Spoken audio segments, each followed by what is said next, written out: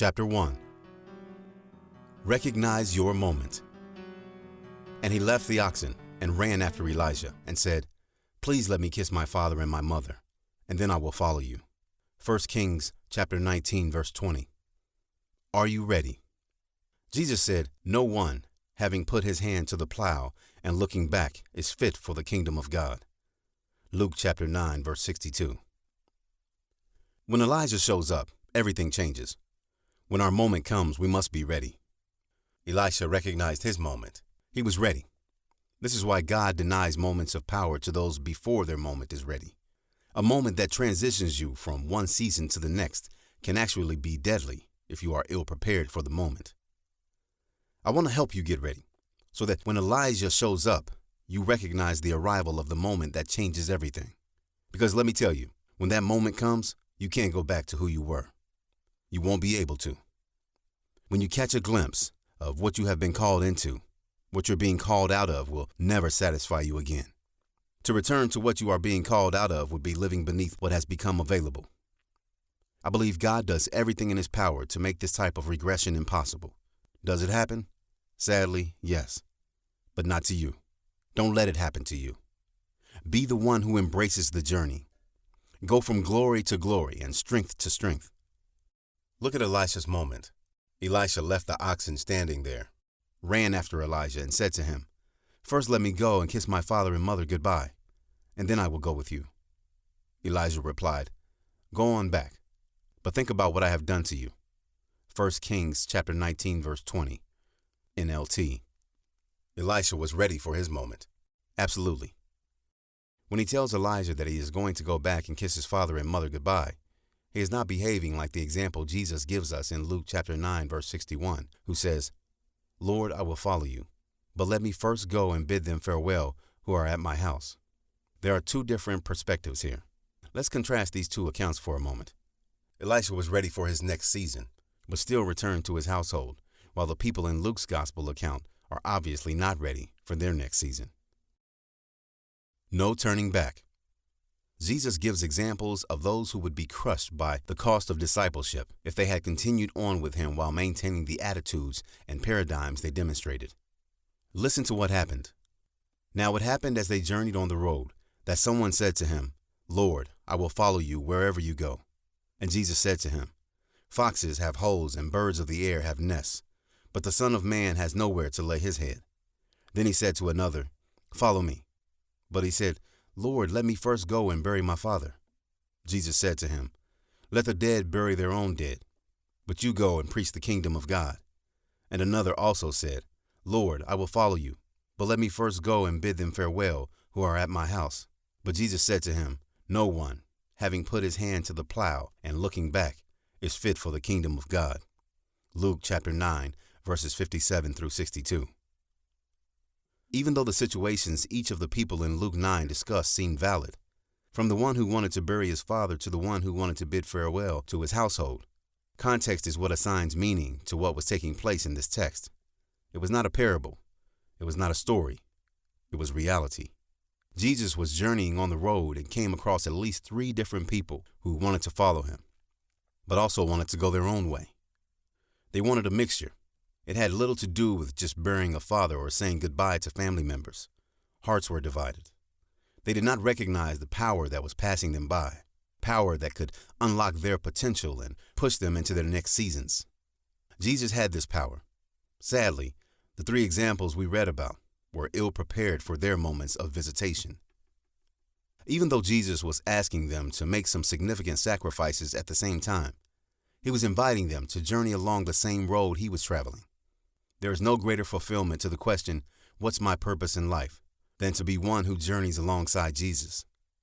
The kingdom of God does not offer a 2-for-1 special.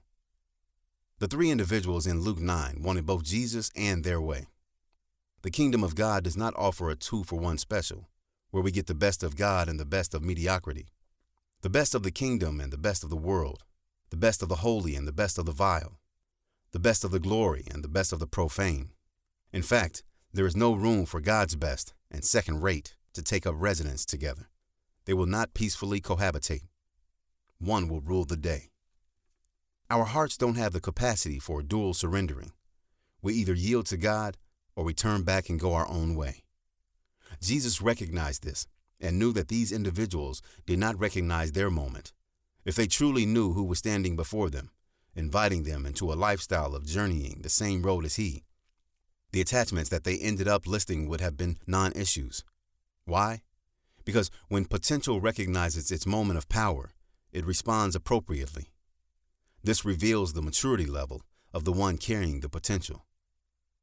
Excuses reveal immaturity. Remember, immaturity demonstrates that we will not hold up under the weight and pressure of promotion.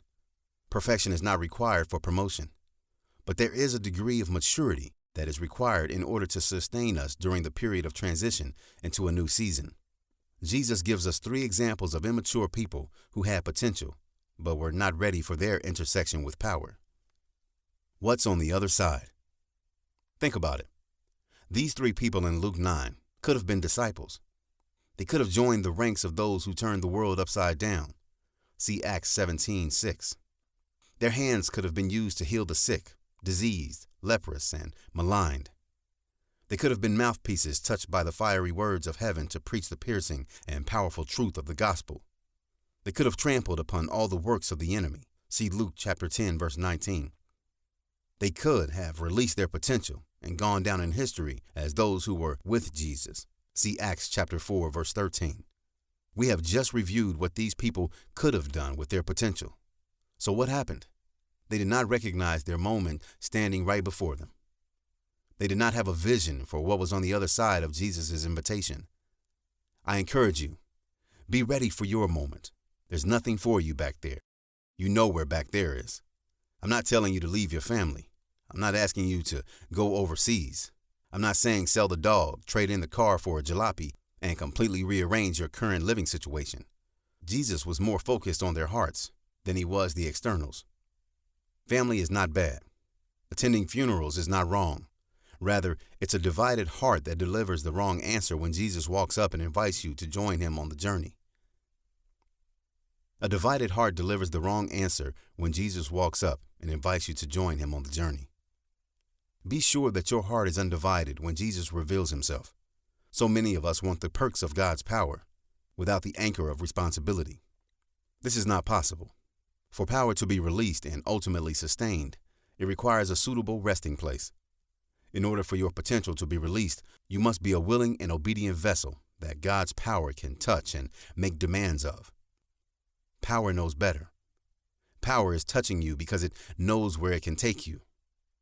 However, power requires your cooperation. It will not drag you kicking and screaming, spitting and clawing. Power is looking for those who will say yes to its invitation. What could have happened to these would-be disciples along the road if they had responded to their moment? I believe Luke gives us a glimpse of what would have been possible for those who said no to Jesus because they wanted their next season on their terms. The concluding verses of Luke 9 transition seamlessly into Luke 10, where we are given a vision of what would have been available to the disciples who settled for second rate when power was beckoning them. Let's briefly look through Luke chapter 10, verses 1 through 9. After these things, the Lord appointed 70 others also, and sent them 2 by 2 before his face into every city and place where he himself was about to go. Luke chapter 10, verse 1. After what things? Jesus identified those ready for their moment and positioned them for their next season. It's amazing how quickly this season was coming. Think about it. Those who said no to Jesus' invitation said no to a whole new way of living that was just around the corner. Those who recognized the cost and responded to their moment were commissioned as the 70 others, who become sent ones. To become a sent one, we must respond appropriately to the moment standing before us. Power stood before these disciples ready and eager to unlock their potential. Power would not have even approached these individuals if there was no potential. In the same way, power wants to visit you.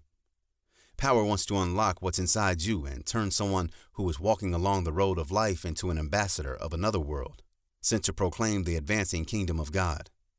Power takes ordinary plowers and turns them into anointed prophets. We read on.